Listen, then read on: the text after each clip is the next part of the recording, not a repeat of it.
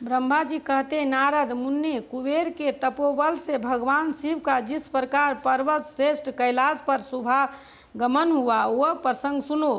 कुबेर को वर देने वाले विश्वेश्वर शिव जब उन्हें निधिपति होने का वर देकर अपने उत्तम स्थान को चले गए, तब उन्होंने मन ही मन इस प्रकार विचार किया, ब्रह्मा जी के ललाट से जिनका प्रादुर्भाव हुआ है तथा जो प्रलय का कार्य संभालते हैं, वे रुद्र मेरे पूर्ण स्वरूप हैं। अतः उन्हीं के रूप में मैं गुरु के निवास स्थान कैलाश पर्वत को जाऊंगा। उन्हीं के रूप में मैं कुबेर का मित्र बनकर उसी पर्वत पर विलास पूर्वक रहूंगा और बड़ा भारी तप करूंगा। शिव की इस इच्छा का नित्य चिंतन करके उन रुद्रदेव ने कैलाश जाने के लिए उत्सुक डमरू बजाया।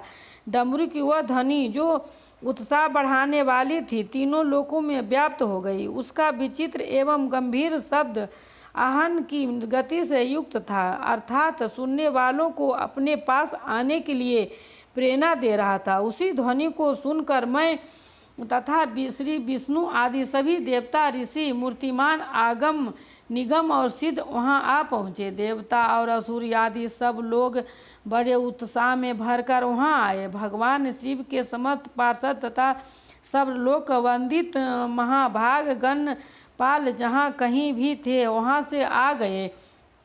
इतना कहकर ब्रह्मा जी ने वहां आए हुए गणों पालकों का नामोल्लेख पूर्वक विस्तृत परिचय दिया। फिर इस प्रकार कहना आरंभ किया। वे बोले, वहां असंख्य महाबली गण पाल पधारे। वे सब के सब सहस्त्रों भुजाओं से युक्त थे और मस्तक पर जटा का ही मुकुट धारण किए हुए थे। सभी चंद्रचूड़, नीलकंठ और त्रिलोचन से थे। हाथ कुंडल, कुएर तथा मुकुट आदि से अलंकृत थे। वे मेरे श्री विष्णु के तथा इंद्र के समान तेजस्वी जान पड़ते थे।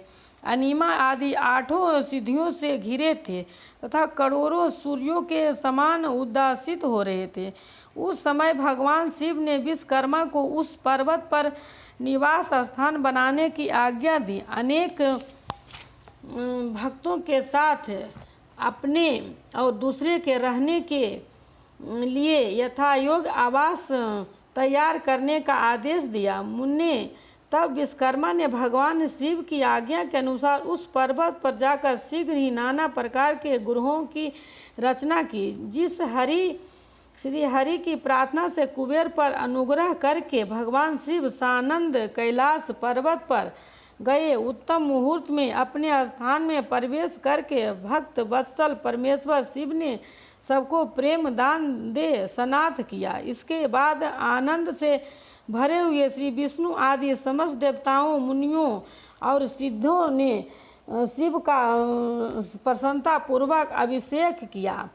हाथों में नाना प्रकार की भेंट लेकर सबने क्रमशः उनका पूजन किया और बड़े उत्सव के साथ उनकी आरती उतारी। मुन्ने उस समय आकाश से फूलों की वर्षा हुई जो मंगल चूक थी। सब ओर जय जयकार और नमस्कार के शब्द गूंजने लगे। महान उत्साह फैला हुआ था जो सबके सुखों को बढ़ा रहा था। उस समय सिंहासन पर बैठकर श्री विष्णु आदि सभी देवताओं द्वारा की हुई यथोचित सेवा को बारंबार ग्रहण करते हुए भगवान श्री बड़ी शोभा पा रहे थे। देवता आदि सब लोगों ने सार्थक एवं प्रिय वचनों द्वारा लोक कल्याणकारी भगवान शंकर का पृथक पृथक स्तोत्र किया। सर्वेश्वर प्रभु ने प्रसन्न चित्त से वह स्तोत्र सुनकर उन सबको प्रसन्नता पूर्वक मनवांछित वर एवं अभीष्ट वस्तुएं प्रदान की।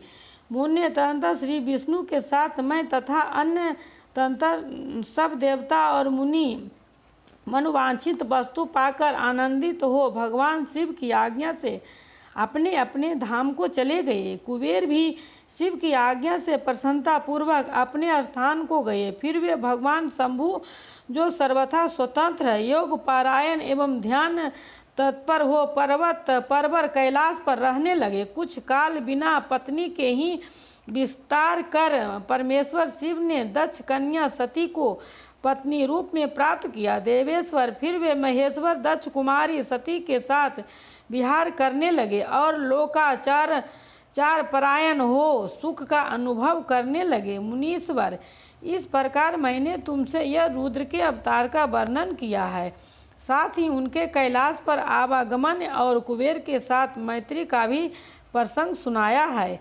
कैलाश के अंतर्गत होने वाले उनकी ज्ञान बंदनी लीला का भी वर्णन किया, जो इन लोक और परलोक में सदा संपूर्ण मनोवांछित फलों को देने वाली है। जो एकाग्रचित हो इस कथा को सुनता है या पढ़ता या इस लोक में भोग पाकर परलोक में मोक्ष लाभ करता है। जय श्री राम।